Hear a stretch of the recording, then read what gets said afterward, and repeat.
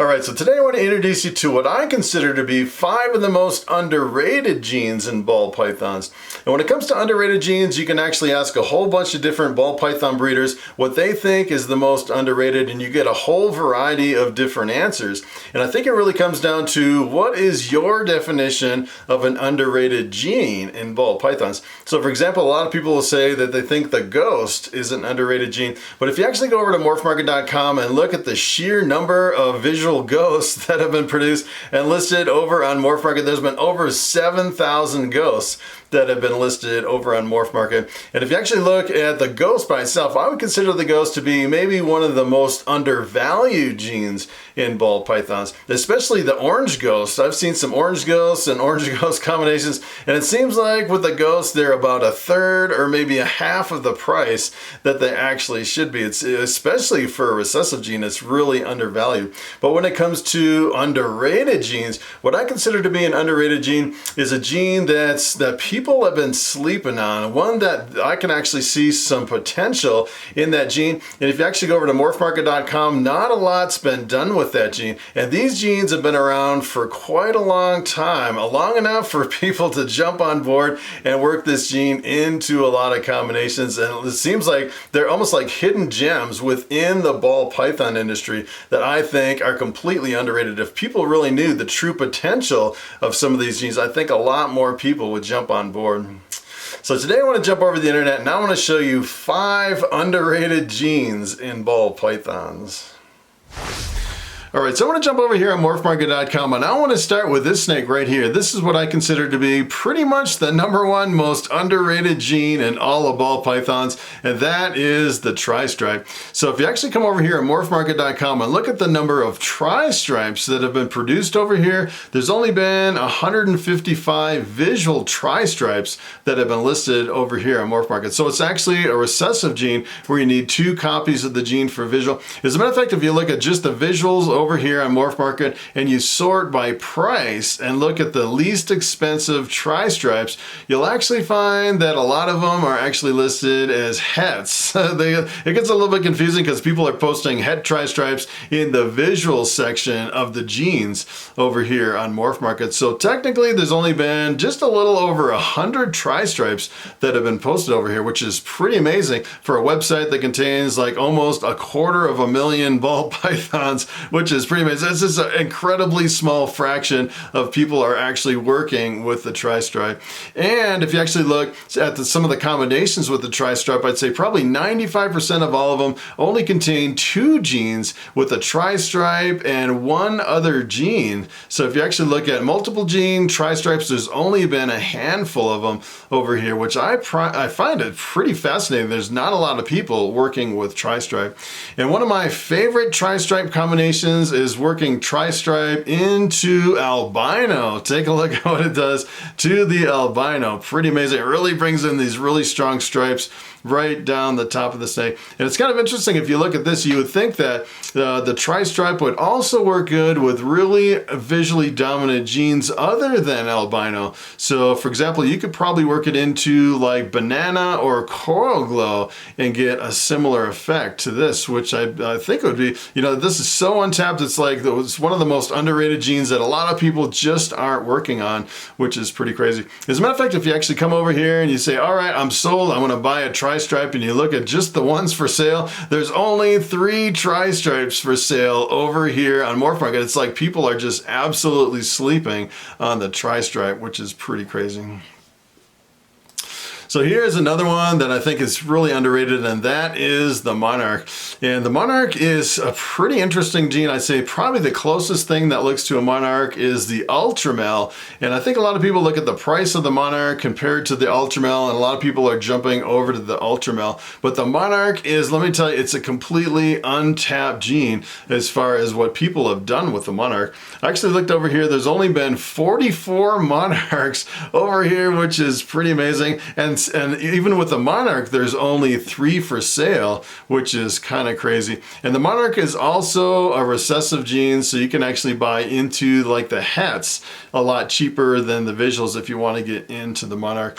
And as far as one of my favorite combinations, I actually pulled one up over here. Take a look at this. This is actually the Pastel Sugar Monarch. Look at how beautiful it is. And you can see in this case, you actually see a little bit of the calico color. Well, the sugar is pretty much the same thing as the calico, brings white up the side of the snake. You can definitely see a lot of white coming up in this, and it seems like the pastel is breaking through the Monarch a little bit. So this is another really untapped gene that is really underrated, I think, in the ball python industry. So here's another one that I think is absolutely completely underrated, and no one really talks about this one a lot, and that is the calabash, or it's actually called the calabash reduction gene, or the KRG. And I've only seen just a few calabashes, and from what I've seen, I think it has a lot of potential, that people are just absolutely sleeping on the calabash gene. And it's kind of interesting. It almost looks like an enchi where it's really reduced, but in a lot of your calabashes, you'll get this really interesting kind of it's almost like a random blocky geometric shape on the top of the snake. You can actually see that in a lot of your calabashes. As a matter of fact, I saw someone kind of showing off one of their, they said it was a normal ball python. They were showing it on one of their live streams, and I was like, I don't think that's a normal. I actually think that is a KRG based on the blockiness of the pattern on the top of the snake. And sometimes the KRG can actually bring in a little bit more color in a lot of your combinations. So you can actually see in this one, it's a little bit more like a kind of a goldish bronze color, which is pretty wild. So for calabashes, if you come over here on Morph Market, there's only been 66 listed over here, and there's 24 for sale. So it does seem like some people are working on the KRG, but let me tell you, compared to all the other genes, it seems like they're barely scratching the surface as far as what the calabash can do. And it's kind of interesting if you actually come over here and look at like the genetic reduced or the genetic banded. A lot of times they'll throw in like this kind of random genes, and I think this is kind of similar to like the genetic banded gene. It's just kind of separated from that, and then it kind of developed its own gene. We can prove it's genetic and prove it works really well with a lot of other combinations. It's kind of a really interesting, a really hidden gene in ball pythons that I haven't seen a lot of people. As a matter of fact, I've seen a lot of people with what I think are KRGs, and nobody says anything about, hey, I think that's a KRG. People don't even recognize it. It's really extremely underrated. So take a look at this. I thought this was pretty interesting. This is the KRG mixed in with the lesser, and you can see it kind of changes the pattern, and in this case, the KRG in some cases can bring some color into a lot of your combinations. I've actually seen some calabashes where they really don't have that much color, and they don't really have that much effect for any color at all in your combinations. And sometimes, I'd say it's almost like enchi, where sometimes the enchi can bring in some colors, some yellows and oranges into your combinations, where the calabash seems like it brings in more of kind of a brownish, almost like a copper color in some of your combinations. And it really kind of reduces and jumbles up the pattern in a lot of cases with the calabash. All right, so here's another gene that I think is really underrated, but I think in this case it's really starting to catch on, and people are realizing that this is one of the most underrated genes. As a matter of fact, a lot of breeders will say, yes, the puzzle has been underrated for so long, and a lot of people now are just jumping into the puzzle project. So the puzzle is another recessive gene where you need 2 copies of the gene for a visual. And the puzzle, it's kind of interesting. It looks, the colors of the puzzle almost look like a normal ball python. As a matter of fact, if you actually look at some reptile shows, you may pass over the single gene puzzles thinking that they're really expensive normals and not realize the true potential of the puzzle. So I actually looked over here. There's been 275 puzzles listed over here on Morph Market and only 16 visuals for sale, which is pretty amazing. And let me tell you, as far as mixing in puzzle in with other genes and other combinations, the puzzle has probably the most potential as far as one of the main untapped genes in all of ball pythons. It's pretty amazing. So take a look at this. Here's an example of what puzzle can do in a super pastel. Take a look at this crazy snake. I've actually seen some mind-blowing puzzle combinations, especially if you work it in with pattern enhancing genes like the super pastel or the spot nose or the leopard. I've seen some puzzles worked into bananas and make some really crazy combinations. There's a whole bunch of different things you can actually do with the puzzles. And I think people are realizing that the puzzle's been so underrated for so long that a lot of people are really jumping in and working with the puzzle, kind of driving the price up in a lot of these puzzle projects.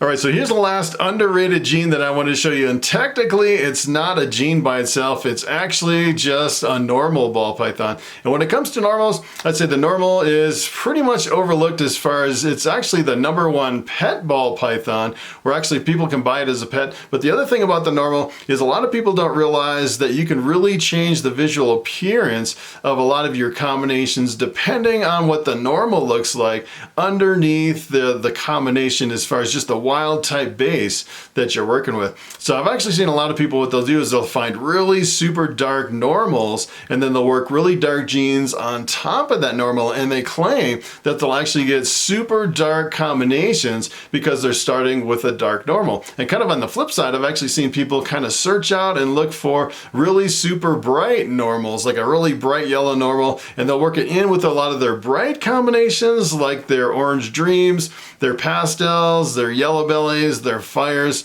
and they'll work really bright genes in with the bright yellow normals and make even brighter combinations depending on the normal. I think a lot of people don't really realize it's like one of the most underrated things as far as breeding ball pythons, the base of your combination, what the wild type gene looks like. Not technically a gene, it's just the wild type looking snake underneath all the genes in your ball python. So technically the normal it's like the wild type that's completely stripped of all your genes. You can kind of think of it as being like the canvas of the painting that you're actually using to put all the other genes on top of it, which is kind of a good way to think about it. So take a look at this. This is kind of like a normal looking normal. I actually pulled up another one over here, just like an extreme example that I dug out. And look at how bright this normal is. A lot of people don't realize that the normal underneath all their other genes can have a really big influence as far as what their final visual appearance is. And I think, looking at all the different genes and all the different variations in genes, I think it's not only the differences in the genes, I think it's the difference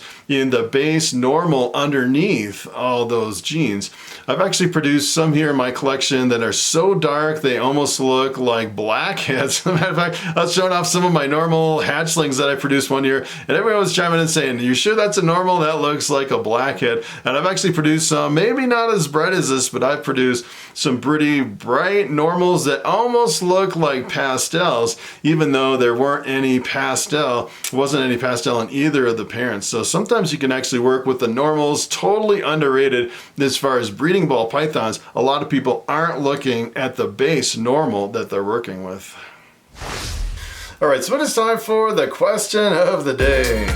And Hella Mad asks, if you breed a spider and you produce a normal, is it safe to take that normal and breed it back to a spider? And that is a very good question. So when it comes to the spider gene, you have to be careful not to breed a spider to another spider, because 25% of the time you'll actually get the super spider, which is a lethal combination, and the eggs won't develop. So when it comes to ball pythons in general, so for example, if you actually took like a multi-gene ball python and you bred it to something else, essentially in the offspring, you would tease out all the individual genes in their pure form, which is unlike any other animal that you're probably used to. So for example, if you actually take a look at dogs, and if you actually took like a Labrador Retriever and you bred it to a poodle, you would end up with a Labradoodle, half lab and half poodle. And essentially in ball pythons, what it's actually like is you're actually taking the Labradoodle, you're breeding it to something else, and you're actually producing purebred Labradors and purebred poodles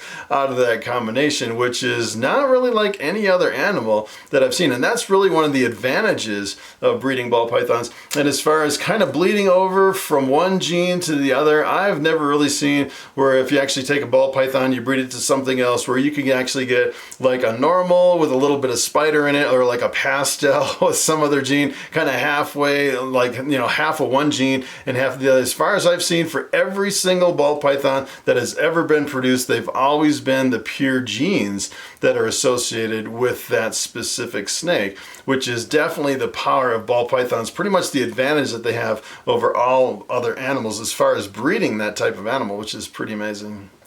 So that is pretty much it. Thanks for watching, and I will see you in the next video.